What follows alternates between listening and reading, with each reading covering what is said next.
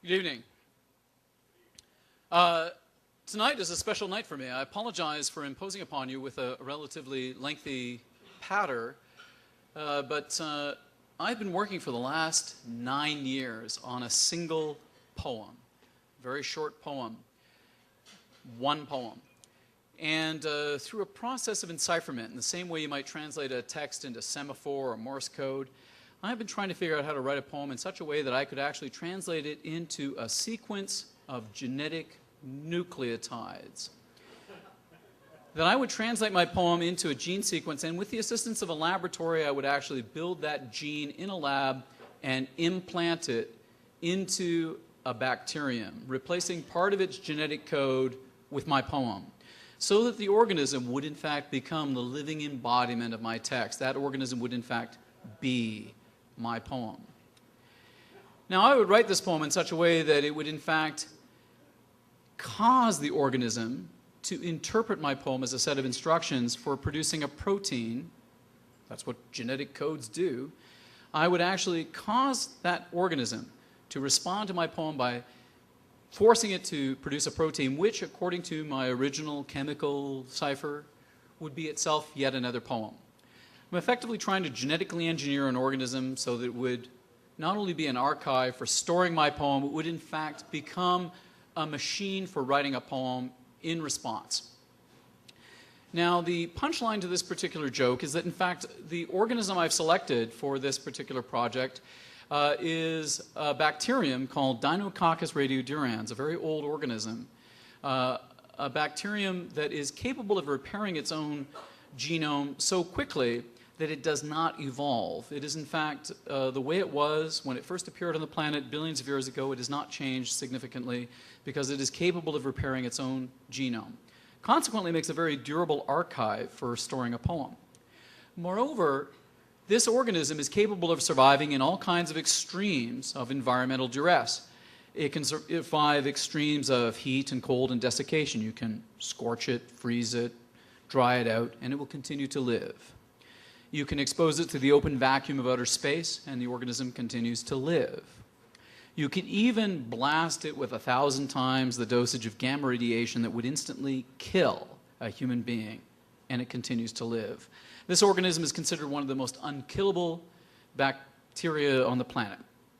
Now, by storing a poem within this particular organism, I would effectively be writing a book that, except perhaps for the Pioneer probes or the Voyager probes, would be one of the few human artifacts to outlast terrestrial civilization, and it could be a book that would be on the planet Earth when the sun explodes. Now, I've been working on this project for the last 9 years to actually genetically engineer an organism to become a poet. And I've done all of this project on my own recognizance. I've done all the genetic engineering and proteomic engineering without scientific consultation, and have nevertheless managed today to actually dramatize that it works. Today I found out from the laboratory that my test runs on the organism E. coli work, that this genetically engineered poem will actually cause an organism to write a poem in response. And the poem I've written is actually designed to cause it to fluoresce red in the dark. My poem will actually cause it to glow red in the dark. And the poem actually talks about the fact that it can actually cause an organism to fluoresce red in the dark. Now, I've just today discovered that it works. And this was my first test run. After 9 years of work, I've made a big milestone. So I just wanted to acknowledge today that this is my big moment to announce that I've managed to accomplish this crazy feat. And consequently, thank you. As a side effect of that, I'd like to read to you this poem, which consists of 7 paragraphs. It's a relatively prosaic poem, written in response to this long-term project. It's taken a long time to do this project, and I still have a long way to go in order to realize it. This is my little fantasy about the badassness of poetry within the world of biology. The poem is called The Extremophile. I'd like to think of myself as something of an extremophile. The Extremophile. Astronauts fear it. Biologists fear it. It is not human. It lives in isolation. It grows in complete darkness. It derives no energy from the sun. It feeds on asbestos. It feeds on concrete. It inhabits a seam of gold on level 104 of the Mippenang mine in Johannesburg. It lives in alkaline lakelets full of arsenic. It grows in lagoons of boiling asphalt. It thrives in a deadly miasma of hydrogen sulfide. It breathes iron. It breathes rust. It needs no oxygen to live. It can survive for a decade without water. It can withstand temperatures of 323 degrees Kelvin, hot enough to melt rubidium. It can sleep for 100 millennia inside a crystal of salt buried in Death Valley.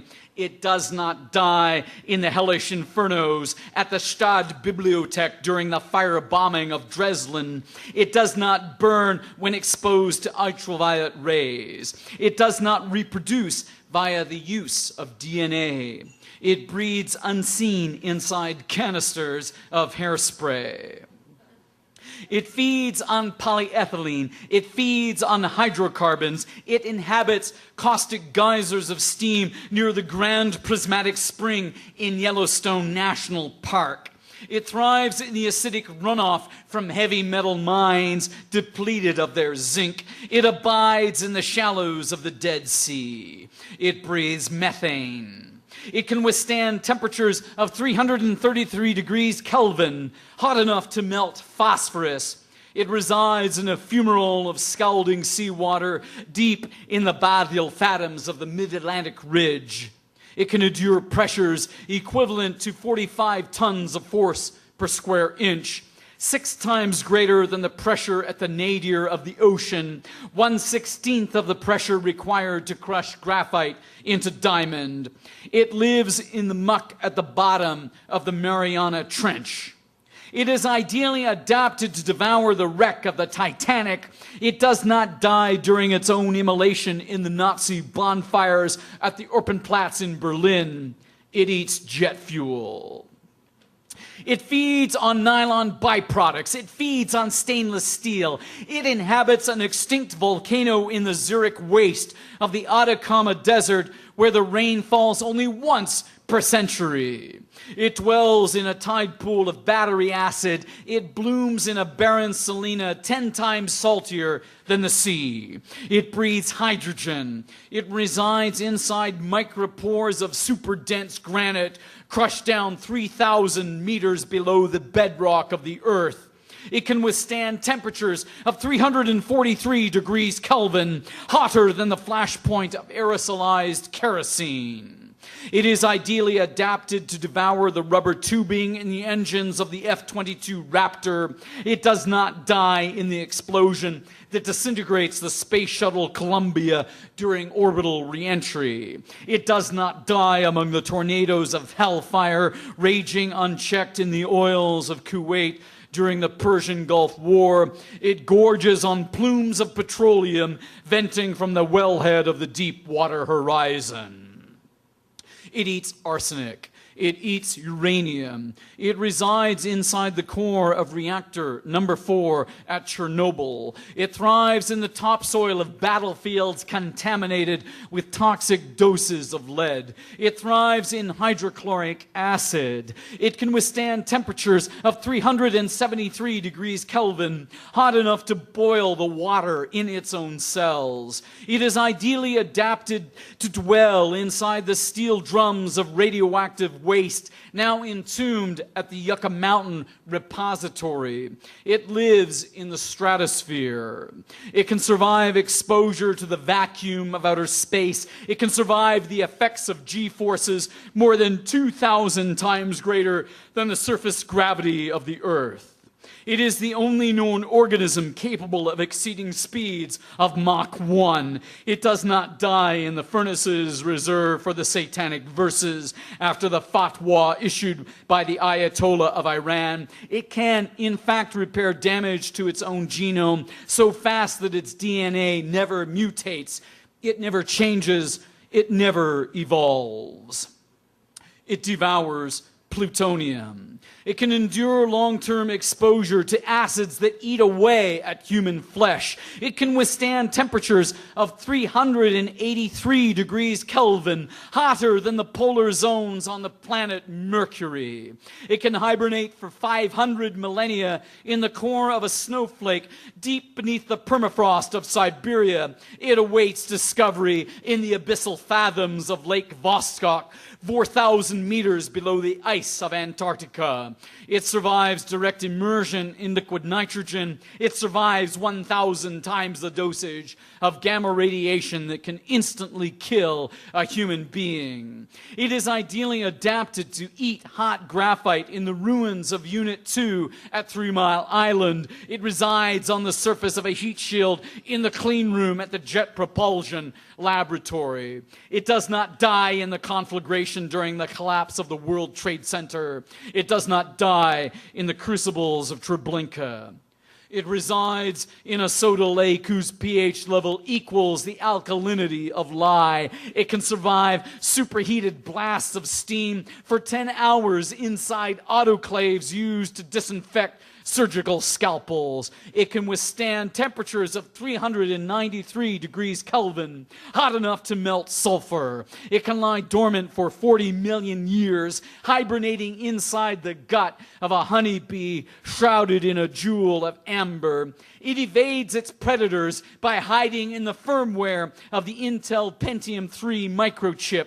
It propagates itself through the use of networked computers. It can survive direct blasts of cosmic rays from solar flares. It is, in fact, the only known organism to survive being shot point blank by the proton beam in a U-70 synchrotron. It does not die in the incineration of Hiroshima. It does not die in the planetary firestorm after the impact of the Chicxulub meteor. It does not die. It survives. It persists. It resides inside the robot scoop of the Viking 1 lander during tests for perchlorates on Mars. It can live through exposure to supercoolant temperatures at the brink of absolute zero. It can hibernate for 250 million years, living as a spore encased in a halite nodule found in the caverns of Carlsbad. It can withstand temperatures of 423 degrees Kelvin, hotter than the nose cone of the Concorde in supersonic flight. It can endure multiple meteor impacts. It can endure multiple atomic attacks. It lives nowhere on Earth except in one petri dish of agar locked in a fridge at a level 4 biocontainment facility.